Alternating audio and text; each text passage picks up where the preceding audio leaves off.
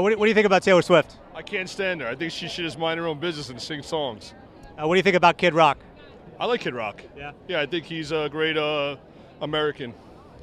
Kid Rock has a song where he says "F you" to AOC and Nancy Pelosi. Oh, I wish more people would sing that song. But he's not minding his own business. Yeah, but they're... It's hard to put into words just how frustrating it is to try to have legitimate dialogue with a sizable chunk of the population when they either don't realize or simply don't care about how consistent their beliefs are. Speaking of, Grandpa's feeling a little frisky today.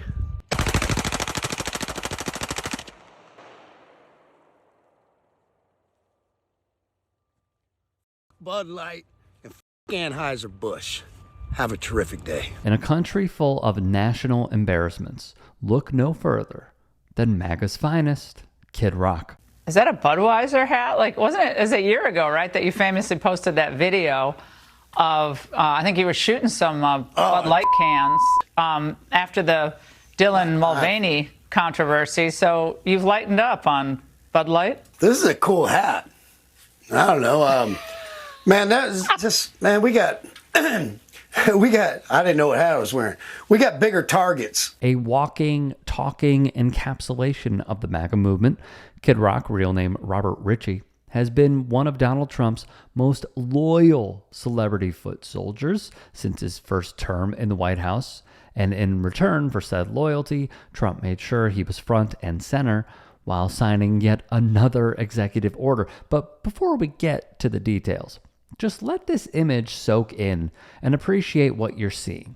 Double standards and hypocrisy about the White House dress code aside, it should be obvious to everyone that Kid Rock and the Trump admin are pandering to their so-called freedom-loving, gun-toting, God-fearing nationalist voter base and posturing as champions of the common man, when in reality, the executive order Trump is about to sign does little more than act as a great piece of PR amid the country's descent into full-blown fascism. Hey guys, quick break in the action. I have a new show coming out called The Rick Strom Show. It is going to be awesome. I'm interviewing musicians, athletes, producers, writers, journalists, authors, sports doctors. Go check it out at youtube.com/@TheRickStromShow. Also be sure to throw me a follow on Instagram, Threads, Blue Sky. It can all be found in the description box below. Thank you. Of course, sir. So this is an executive order, as you said, that deals with the ticket reselling business.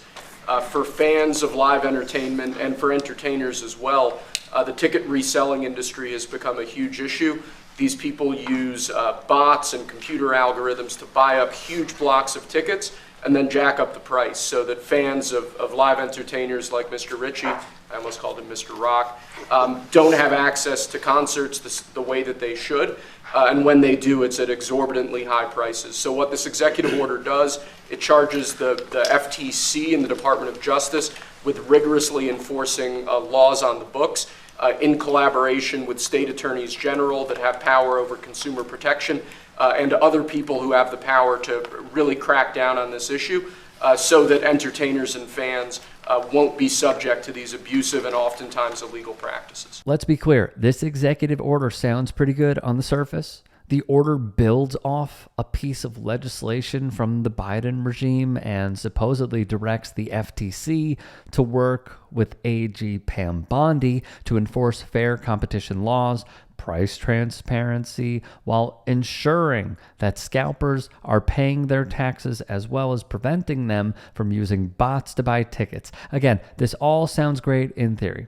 But if you think the Republican Party, especially one led by Donald John Trump, is in any way concerned about helping regular, everyday Americans and holding a near monopoly like Live Nation accountable through stricter enforcement of regulations, we got a beautiful bridge to sell you. But that obviously won't stop Trump, Kid Rock, and the rest of the right wing from hailing this as some game-changing decision. No matter what your politics are, knows that it's a conundrum. You buy a ticket for $100, by the time you check out, it's $170. You don't know what you can charge for it, but more importantly, these bots.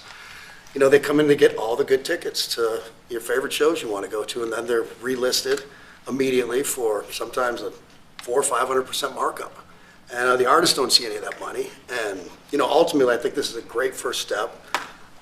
I would love down the road if there'd be some legislation that we could actually put a cap on the resale of tickets. And I'm a capitalist and a deregulation guy, but they've tried this in some places in Europe, and it seems to be the only thing that's us as artists be able to get the tickets into the hands of the fans at the prices we set. I'll be the first one to say, and I know the president doesn't like when I say this, but I'm a little overpaid right now. It's kind of ridiculous. I would rather be, a hero to the working class people and have them be able to come attend my shows and give them a fair ticket price. I can't control that right now, so hopefully this is a step to really be able to make that happen. I know a lot of artists and a lot of fans who love concerts and music are going to be very appreciative of you taking this And I action, think sir. Bob is more interested in the fans and the people that are having to pay crazy prices than he is the artist. Maybe the artist a little bit, but the fans a lot. Nothing says working class hero quite like licking the boots of one of the most anti-worker, anti-union presidents in history, who is actively accelerating the oligarchy that was already in place in our country. But like stated previously, none of these people care about being consistent with their beliefs and actions. The bottom line is there's money for everyone to be made. There's plenty of money to go around. No one's going to really lose here. Ticketmaster, if we can get a cap, they're going to lose some money, but I've already talked to CEO Michael, and he's given me his word. He's on board for it. I was talking to Jacoby with Papa Roach earlier, and by the way, he's a big fan of what you're doing, President Trump, digging into this whole scalping and the bots. A lot of musicians, and you can say that, they're with Kid Rock, sir.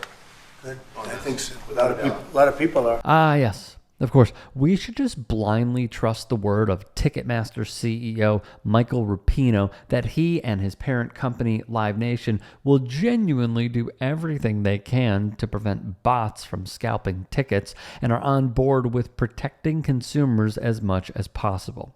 It must be noted that Rapino reportedly rakes in upwards of $140 million a year in total compensation since 2023, per the Hollywood Reporter, along with a Yale Insights report highlighting that Ticketmaster controls around 70% of the entire ticket sales market and has held an over 80% market share as the primary ticket provider for major concerts since the mid-90s. If these clowns actually wanted to help the average concert goer, they'd advocate for and craft legislation that would force Ticketmaster to relinquish their control over the market to quell price gouging and increase competition from other companies, as well as supporting the current antitrust and consumer lawsuits calling for the breakup of Live Nation and Ticketmaster. Don't let this stunt fool you. Donald Trump is the last person you should trust to fight for the everyday American. And Kid Rock is just a useful prop